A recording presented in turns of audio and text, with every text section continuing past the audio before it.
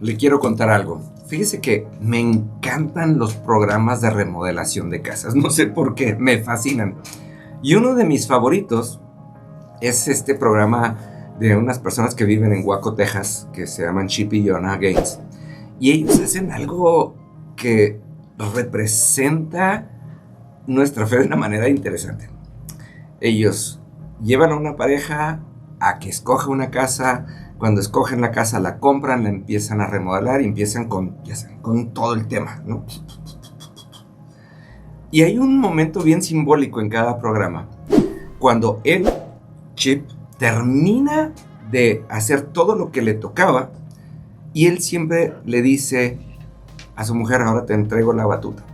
Y entonces es cuando ella entra y hermosea esa casa para ser habitable. Es bien interesante, porque nuestra fe también recibe constantemente una entrega de batuta.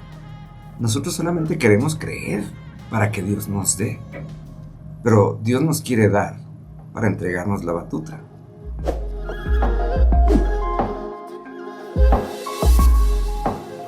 Amados, ¿cómo están? Muy buenos días.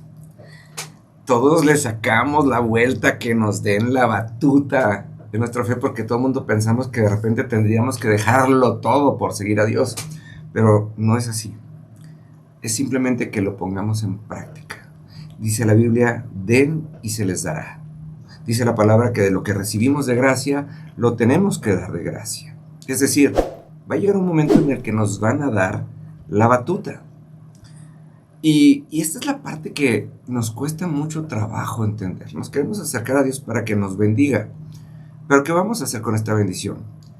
Y en el desconocimiento de la palabra, la verdad es que ignoramos algo que Dios dijo desde el principio. Génesis 12:2 dice: haré de ti una gran nación, te bendeciré y te haré famoso, y serás bendición para muchos. Desde Abraham, Dios le entregó la batuta, le dijo: te toca, ¿no?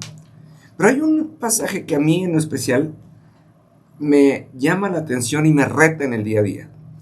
Es esta famosa historia de la multiplicación de los panes y los peces. Porque muchos piensan que Jesús hizo el milagro, y la verdad es que no es así. La Biblia no dice eso.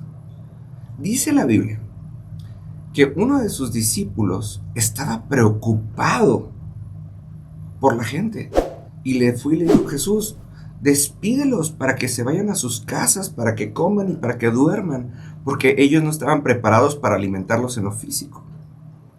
Y en ese momento Jesús agarró la batuta y se la entregó y le dijo: aliméntenlos ustedes. Le dio la batuta. Y entonces dijo: ¿y ahora qué hacemos? Y entonces se encuentran a este muchacho que traía esta canasta con los panes y con los peces.